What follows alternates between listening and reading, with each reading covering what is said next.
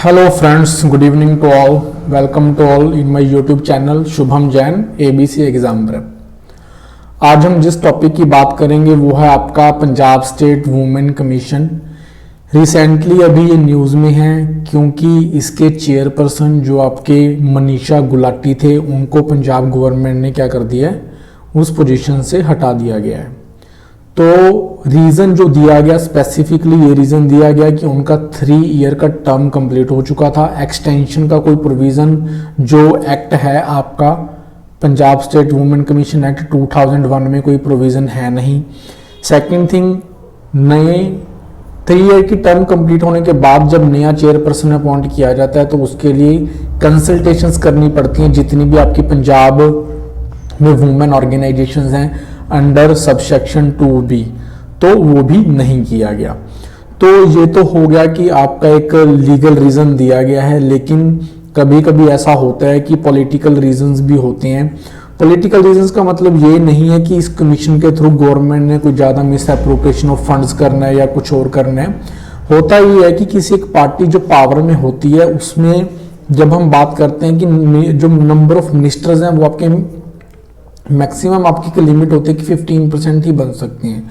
तो लेकिन पार्टी का तो बहुत बड़ा वर्कर बेस होता है, तो सभी पर्सन को सेटिस्फाई करना पॉसिबल होता नहीं है। तो इनको इस तरह की पोजीशंस दी जाती होती हैं। जैसे मान लीजिए प्लानिंग बोर्ड का किसी को चेयरमैन बना दिया, वो भी हम पढ़ेंगे, आपके सिलेबस में प्लानिंग के बारे में भी है। जैसे मान लीजिए वुमेन कमीशन का चेयरमैन बना दिया, ठीक है। तो ऐसी पोस्ट्स देके पार्टी के वर्कर्स जो होते हैं, पार्टी के अंदर जो अच्छी पोजीशंस के लोग होते हैं, उनको सेटिस्फाइड किया जाता है। तो मनीषा गुलाटी जिनको अमरिंदर गवर्नमेंट की टाइम के ऊपर एक्सटेंशन दिया गया था, जिन्होंने रिसेंटली इलेक्शन से पहले बीजेपी पार्टी को ज्वाइन कर लिया था, उसमें क्या हो गया, अभी उनको पंजाब गवर्नमेंट ने हटा दिया है। ये आपका पंजाब कमीशन जो है वुमेन कमीशन आपका कंप्लीट एक टॉपिक है सेमेस्टर 6 में पब्लिक एडमिनिस्ट्रेशन वालों के लिए पंजाबी यूनिवर्सिटी पटियाला के अकॉर्डिंग। तो हम ये पूरा टॉपिक ध्यान से देखेंगे। उसमें से आपको मेजरली कॉम्पोजिशंस वुमेन कमीशन की पावर्स एंड फंक्शंस पता होनी चाहिए। तो हम बात करते हैं, एक स्टैट्यूटरी बॉडी है। स्टैट्यूटरी बॉडी मीन्स इसको एक एक्ट के थ्रू बनाया गया है और वो एक्ट जो है वो आपका 2001 में बना था, Punjab state commission for women act 2001। ये आपको पता होना चाहिए। फिर हम बात करते हैं कि constitution of the commission. Commission के जब हम कॉन्स्टिट्यूशन की बात करते हैं तो दैट मीन्स हम कॉम्पोजिशन की बात करते हैं। तो कॉम्पोजिशन में यहाँ पे है कि एक चेयरपर्सन होगा। यहाँ पे ध्यान देने वाली बात है कि जब आप आंसर राइटिंग करते हो तो एग्जामिनर के ऊपर बड़ा इम्पैक्ट पड़ता है कि आप किस तरह के वर्ड्स को यूज कर रहे हो। स्पेशली जब आप क्या करते हो, वुमेन कमीशन के बारे में लिख रहे हो, तो यहाँ पे चेयरमैन वर्ड यूज मत करना, चेयरपर्सन ही आपको वर्ड यूज करना है, क्योंकि एक्ट में भी आपको क्या दिया हुआ है, चेयरपर्सन दिया हुआ है। क्योंकि हम वुमेन इक्वेलिटीज की बात करते हैं, जेंडर इक्वलिटी की बात करते हैं, तो हम यहाँ पे मैन वर्ड यूज करके उसको मैन डोमिनेटिंग या फिर आपका पैट्रियार्कल सोसाइटी का जो इंडिकेशन यहाँ पे नहीं देना चाहती। तो यहाँ पे आपको चेयरपर्सन वर्ड ही यूज करना है। A chairperson who shall be an eminent women, ठीक है, जो कि मतलब कि एक ऐसी वुमेन होगी जिसको इस फील्ड में वुमेन्स के रिगार्डिंग जितने भी कानून हमारे देश में बने हुए हैं उनके बारे में, हमारे कॉन्स्टिट्यूशन में वुमेन्स के बारे में क्या लिखा हुआ है, जो जिसने वुमेन्स के कॉज के लिए, उनके बेनिफिट्स के लिए काम किए हों, ठीक है, जिसको लॉज की नॉलेज हो, उसको क्या किया जा सकता है, committed to the cause of women to be nominated by the government. Second thing ये है कि ये पोस्ट एक नॉमिनेटेड पोस्ट है, यानी कि गवर्नमेंट जो होती है, हमारे अगर पंजाब की बात करें तो स्टेट गवर्नमेंट के ऊपर ही डिपेंड करता है कि वो किस पर्सन को इसके ऊपर बिठाती हैं, ठीक है। तो ये क्या है, नॉमिनेटेड है। Not more than 6 non official members preferably women. यहाँ पे क्या है आपके, not more than 6 non official members, ज्यादा से ज्यादा आपके 6 मेंबर्स हो सकते हैं। नॉन ऑफिशियल का मतलब ये है कि वो गवर्नमेंट की किसी पोस्ट के ऊपर ना हो, ऑफिशियल साइड गवर्नमेंट की साइड से ना हो। Preferably women to be nominated by the government amongst the persons of ability, integrity, standing, who have served the cause of women or have sufficient knowledge, experience in law or legislation। ऐसी women, mainly हम women को ही बनाते हैं, ठीक है, but कोई mandatory नहीं है, जिसको वुमेन्स के रिगार्डिंग जो लॉज हैं, जो लेजिस्लेशन हैं हमारे देश के अंदर, हमारे संविधान के अकॉर्डिंग उसकी नॉलेज हो। Administration of matters concerning the advancement of women और leadership of any trade union, voluntary organisation for women, for prosecution upliftment, protection upliftment, promotion of common interest of women, मतलब कि जो वुमेन्स के benefit के लिए जिससे women ने कभी काम किया हो। फिर आता है एटलीस्ट वन मेंबर, हम क्या करेंगे, amongst the belonging person belonging to the scheduled caste, एक पर्सन जो होगा वो आपका शेड्यूल्ड कास्ट से होना चाहिए। Provided further that before nominating the chairperson government shall consult the women organisations within the state government. जब मनीषा गुलाटी को हटाया गया तो सेक्शन 2B के अंदर ये वाली क्लॉज फॉलो नहीं की गई, जो कि एक मैंडेटरी क्लॉज है। न्यूज़पेपर में यही बताया गया है, ठीक है, कि 2B के अंदर वुमेन्स ऑर्गेनाइजेशन जितनी भी पंजाब में है उनसे कंसल्ट करना इंपॉर्टेंट है अगर आपने चेयरपर्सन को अपॉइंट करना है, जो कि नहीं किया गया था, इसलिए उनको क्या किया गया, अभी हटा दिया गया। फिर है वो हमने नॉन ऑफिशियल मेंबर्स देखे हैं, उसके अलावा director general of police DGP Punjab shall be the ex officio member of the commission. Ex officio means position की वजह से, क्योंकि वो डीजीपी हैं तो एक्ट में लिखा गया है कि जो भी पर्सन डीजीपी होएगा वो इस वुमेन कमीशन का मेंबर होएगा ही होएगा, तो ex officio due to his position और her position. The director social security and development of women and children, ये आपका एक डिपार्टमेंट है, इसका जो डायरेक्टर होएगा वो भी आपका ex officio member of the commission होएगा। इसके अलावा एक मेंबर सेक्रेटरी मींस वो मेंबर भी होएगा और वो सेक्रेटरी भी होएगा, और जिसके ऊपर सारा डिपेंड करेगा कि वो ऑर्गेनाइजेशन कैसे काम करती है। To be appointed by the government preferably from amongst women officers of the Indian administrative services और the Punjab civil services, not below the rank of the joint secretary to the state government, ठीक है, या तो IAS के under से नहीं लेंगे या फिर पीसीएस से लेंगे, और उसका रैंक जो क्या है वो ज्वाइंट सेक्रेटरी से नीचे नहीं होना चाहिए। फिर हम बात करते हैं terms of office and conditions of services of the chairman and the members. जो चेयरपर्सन बनेगा या आपका मेंबर्स बनेंगे, ठीक है, उनकी टर्म्स एंड कंडीशंस क्या रहेंगी, मतलब कितने समय तक वो अपने ऑफिस पे रह सकते हैं, रिमूव कैसे किए जा सकते हैं या फिर वो रेजिग्नेशन दे सकते हैं। The chairperson and every non official member shell hold office for a period of 3 years। पहले ही बोल चुका हूं, जो ऑफिशियल मेंबर्स हैं, जो एक्स ऑफिशियो मेंबर्स हैं, वो तो परमानेंट ऑफिसर्स हैं गवर्नमेंट में। तो एक्ट में अगर लिखा हुआ है कि डीजीपी रहेगा, तो डीजीपी जब तक डीजीपी पोजीशन के ऊपर रहेगा तो वो आपको वुमेन कमीशन का मेंबर रहेगा। सिमिलरली अगर आपका डायरेक्टर जो है सोशल सिक्योरिटी और वुमेन चिल्ड्रन डिपार्टमेंट वाला, तो उसमें भी क्या रहेगा, वो आपका रहेगा, उसके लिए कोई टाइम पीरियड की लिमिट नहीं है। जो ये मेंबर्स हैं और चेयरपर्सन है वो आपका 3 years के लिए रहेंगे। गवर्नमेंट में remove any person from the office of the chairperson और member if that person, government उस पर्सन को रिमूव भी कर सकती है किसी भी टाइम पे अगर वो क्या है, इन डिस्चार्ज इंसॉल्वेंट है, मतलब कि वो कर्जाई है, ठीक है, लोगों का पैसा देना है उसने, कन्विक्टेड है, सेंटेंस्ड है, imprisonment for an offence which in the opinion of the government involves moral turpitude, कोई ऐसी सजा में, ऐसे मतलब कि अपराध में वो जेल में गया हुआ जो मॉरल जो है, मतलब उसकी नैतिकता के खिलाफ है, जो हम नैतिकता की बात करते हैं हमारी सोसाइटी में, उसके खिलाफ है। बिकम्स ऑफ अनसाउंड माइंड, उसका माइंड अच्छा नहीं है, काम करने का उसका तरीका अच्छा नहीं है। Stands so declared by a competent court, किसी कोर्ट के द्वारा डिक्लेयर किया गया है कि ये बंदा दिमागी तौर पे सही नहीं है। Refuses to set, becomes incapable of acting, वो मतलब काम करने के एबल ही नहीं है। विदाउट ऑब्टेनिंग लीव, वो एब्सेंट रहा हो कमीशन की मीटिंग से, absent for the 3 consecutive meetings of the commission, mission की 3 कंसेक्यूटिव मीटिंग्स हुई हो और तीनों में से वो विदाउट परमिशन क्या रहा हो, एब्सेंट रहा हो, तो गवर्नमेंट इस केस में क्या कर सकती है, उसको हटा सकती है। Vacancy can be caused in any other manner, किसी और तरीके से भी वैकेंसी हो सकती है, मतलब वो खुद से रिजाइन कर दे। Shall be filled in as soon as may be by a fresh nomination by the government, जितनी जल्दी हो सके गवर्नमेंट को नया पर्सन लेके आना चाहिए। So nominate shall hold office for the reminder of the term of the office of the person in whose vacancy such person has been nominated, सिर्फ उतने टाइम के लिए ही काम करेगा जितनी टर्म उसकी बची हुई है, ठीक है।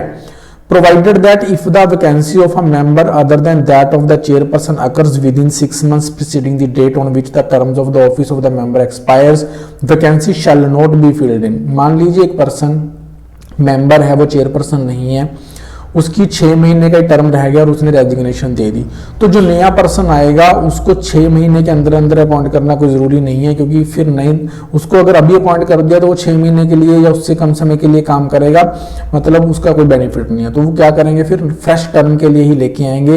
लेकिन चेयरपर्सन के केस में ऐसा नहीं होगा, क्योंकि होता क्या है कि चेयरपर्सन के ऊपर ही तो आपकी पूरी बॉडी की वर्किंग डिपेंड करती है। ऑनरेरियम की बात करें, उनको क्या पैसा वैसा सैलरी वैलरी मिलेगी, if any and allowance is payable to and the other terms and conditions of holding the office of the chairperson and the member shall be such as may be prescribed. वो जैसे ही आपका law में लिखा जाएगा, जैसे उसके ऊपर rule and regulation बनेंगे, उसी हिसाब से उनको पे किया जाता है। Procedure to be regulated by the commission. Commission की अपनी जो वर्किंग होती है, उसका जितना प्रोसीजर होता है वो कमीशन अपने हिसाब से बनाता है। जैसे मान लीजिए कोर्ट्स होती हैं, सिविल कोर्ट्स होती हैं, वो किस तरह से काम करेंगी, नीचे का जो स्टाफ कैसे काम करेगा, वो खुद से डिसाइड करती हैं।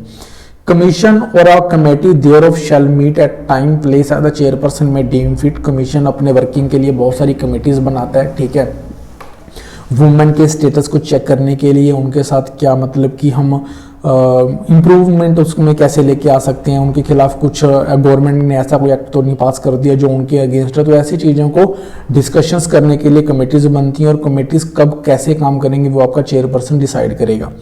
Commission shall regulate its own procedure and the procedure of the committee thereof, ठीक है। All orders and decisions of the commission shall be authenticated by the member secretary. जो भी ये डिसीजन इस कमीशन में committee में लिया जाता है, उसको ऑथेंटिकेटेड सिग्नेचर्ड किया जाता है बाय द मेंबर सेक्रेटरी और any other officer of the commission duly authorised by the member secretary in this behalf. या फिर मेंबर सेक्रेटरी जिस पर्सन को बोले कि मेरे बिहाफ पे ये काम करेगा, तो उसके ऑथेंटिकेशन होनी चाहिए। फिर हम बात करते हैं powers and functions of the commission. यहाँ पे हम टर्म्स में बात कर लेते हैं, जब हम बात कर रहे थे कि 3 ईयर की टर्म होती है, ठीक है, यहाँ पे हम बात कर लेते हैं 3 ईयर। तो गवर्नमेंट ने मनीषा गुलाटी को ये कह के हटाया गया कि अंडर सेक्शन 4(1) एक्सटेंशन की कहीं पे भी इस एक्ट में बात नहीं की गई है, उनको एक्सटेंशन दे रखी थी।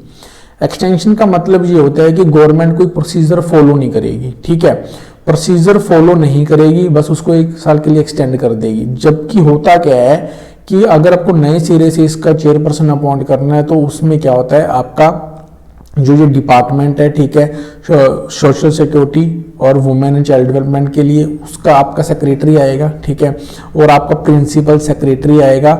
इस तरह के आपकी 3 मेंबर्स होते हैं, उनकी एक कमेटी बनती है। वो कमेटी उस नेम को चीफ मिनिस्टर को सुजेस्ट करती है, फिर वो चीफ मिनिस्टर क्या करते हैं, आगे अपॉइंट करते हैं with the consultation of the women organisations within the state of the Punjab, ठीक है। यानी कि पूरा प्रोसेस फॉलो करना पड़ेगा। लेकिन यहाँ पे एक्सटेंशन दे रखी थी इस एक्ट के अंदर, यहाँ पे एक्सटेंशन की कोई बात की नहीं गई है, तो इसलिए क्या बोल रहे हैं कि हमने उसको हटा दिया गया। पावर्स एंड फंक्शंस की हम जब बात करते हैं, powers of a civil court, एक सिविल कोर्ट की तरह ये काम करता है। किन किन मैटर्स में, ये मैटर्स आपके फॉलोइंग दिए हुए हैं, क्या है, summoning and enforcing the attendance of any person and examining him on oath.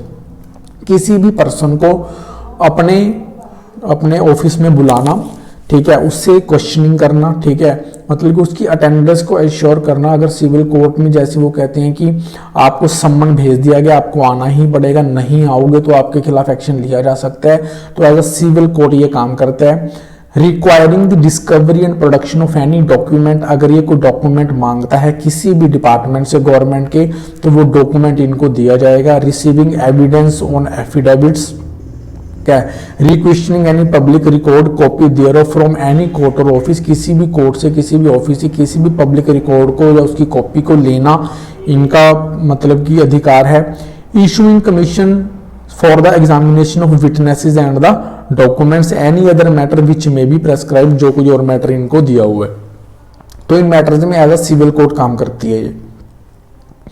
Commission shall perform all और any of the following instructions namely, और क्या क्या करती है, एडवाइज करती है गवर्नमेंट को on legislative and the developmental policies affecting women. क्योंकि इस कमीशन ने बहुत सारी कमिटीज बना रखी होती हैं, इस कमीशन का वुमेन्स के साथ रेगुलरली जो इंटरेक्शन होता रहता है, उनको कौन कौन सी प्रॉब्लम्स आ रही हैं, गवर्नमेंट कोई नया लेजिस्लेशन बनाना चाहती है तो ये एडवाइज करती है कि गवर्नमेंट को ये वाले स्टेप फॉलो करने चाहिए या फिर ये वाली जो फैसिलिटीज है वुमेन को देनी चाहिए। अंडरटेक करती है necessary steps at the government and the public level to protect the constitutional and the legal rights of the women in general and poorest among them in the particular. Womens को protect करती हैं, लेकिन women's में से जो poor हैं, ठीक है, उनको प्रोटेक्ट करती हैं। Monitor the implementation of the laws and welfare measures concerning the women, initiate actions for the legal and the administrative reforms to improve the status of the women. Women के status को improve करने के लिए schemes अगर government को बनानी चाहिए, ठीक है, तो उसके लिए भी काम करती है। इन्वेस्टिगेट करती है सुओ मोटो, मतलब कि अपने बिहाफ से। जरूरी नहीं है कि किसी पर्सन के कंप्लेंट करने के बाद ही ये एक्शन करेगा, अपने आप से भी एक्शन कर सकता है या फिर किसी के कंप्लेंट करने पे एक्शन कर सकता है। डिस्क्रिमिनेशन विक्टिमाइजेशन ऑफ वुमेन का अगर हुआ हो, ठीक है, और remedial actions to the government and initiate the judicial proceedings where are necessary for the effective remedy. देखिए, इसके अपने पास ऐसी कोई पावर नहीं होती कि वुमेन को क्या करे, कोई भी रिवार्ड दे सके या फिर उसको मतलब कि मॉनेटरी टर्म में कोई बेनिफिट दे सके। गवर्नमेंट को एडवाइज करती है कि गवर्नमेंट उसको क्या करे, मॉनेटरी टर्म में या फिर किसी और टर्म में बेनिफिट करे या फिर सहायता दे। जुडिशियल प्रोसीडिंग्स स्टार्ट करवा सकती है किसी भी पर्सन के खिलाफ। रेमेडी के लिए वुमेन को रेमेडी चाहिए, ठीक है, इंसाफ चाहिए। Conduct the studies and research into the problems of the women and report the same to the government for the appropriate action.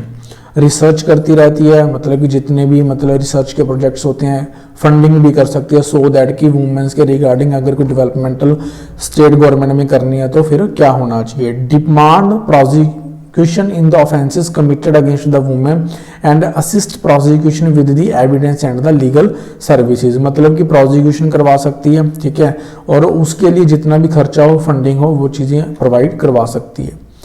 Inspect करती है पुलिस स्टेशंस, क्योंकि पुलिस स्टेशंस की बात करें तो यहाँ पे अगर आपके वुमेन्स प्रिजनर्स हैं तो उनकी कंडीशंस अच्छी है, उनको फैसिलिटीज वहाँ पे मिल रही हैं जो आपके as a human rights consider होती हैं, वो लॉकअप्स में, ठीक है, सब जेल्स में, रेस्क्यू होम्स में, other places of custody where women are kept to find out the facilities and treatment provided to the women and seek the remedial action from the appropriate authorities. और यहाँ पे जाने के लिए, stations को visit करने के लिए, इंस्पेक्ट करने के लिए उसको किसी भी परमिशन की जरूरत नहीं है। कंडक्ट करती है public interest litigation on behalf of the groups of the women in general and in specially in the individual cases of the women who suffer from the injustice और discrimination, provide the legal and the rehabilitation. यहाँ पे कुछ नहीं है, ये बोल सकते हो कि पूरे वुमेन ग्रुप्स के बिहाइंड पे ये पब्लिक इंटरेस्ट लिटिगेशन भी आपका कोर्ट में फाइल कर सकती है, ठीक है। Approach and assist the courts on behalf of the women to ensure the justice in the matrimonial disputes. अगर विवाह के संबंधित उनके कोई डिस्प्यूट्स हैं तभी भी आप कोर्ट में भी वुमेन की हेल्प कर सकती है। Investigate and examine all the matters relating to the safeguards provide for the women under the constitution, present to the government annually and such other times commission may deem fit reports upon the working of the safeguards refer to the proceedings clauses. मतलब अपना जितना भी ये काम कर रहा है, यहाँ पे भी लास्ट पॉइंट मैंने मेंशन कर रखा है, स्टेट लेजिस्लेचर में इनको एक वुमेन, पहले इनको गवर्नमेंट को रिपोर्ट देनी पड़ती है एनुअली, ये क्या कर रहे हैं, उस रिपोर्ट को गवर्नमेंट को लेजिस्लेटिव असेंबली में टेबल करना पड़ता है और बताना पड़ता है कि वो क्या एक्शन जो है वो ले रहे हैं। Make in such reports recommendations for the effective implementation of the aforesaid safeguard for improving the condition of the women by the union or the state.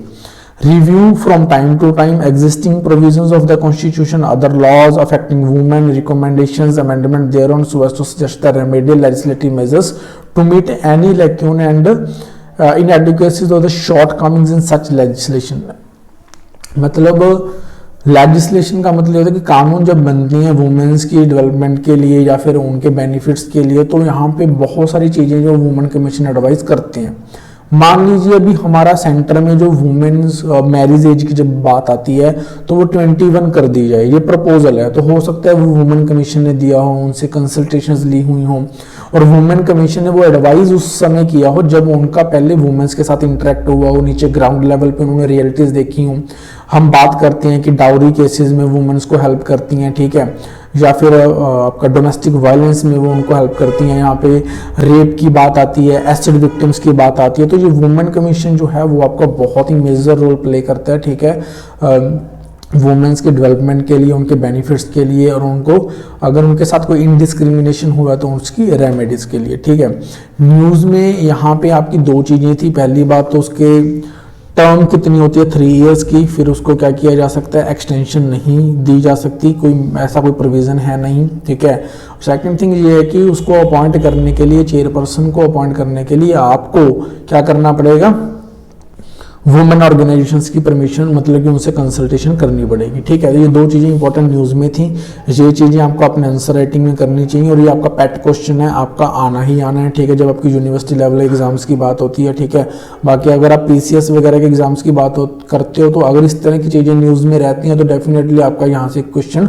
बनता ही बनता है। ठीक है, अगर आपको वीडियो अच्छी लगी हो तो please like, share and subscribe कर देना चैनल को। आगे जितने लोगों को आप फॉरवर्ड कर सकते हो उसके लिए मतलब कि मैं आपका थैंक यू ही कर सकता हूँ। ठीक है, अगर आपको प्रॉब्लम है, कोई डाउट है, आप मतलब कि फ्रीली आप कमेंट कर सकते हो। ठीक है, मैसेज ड्रॉप कर सकते हो, आपके डाउट्स को सॉल्व करने की मैं कोशिश करूँगा। Thank you for watching the videos.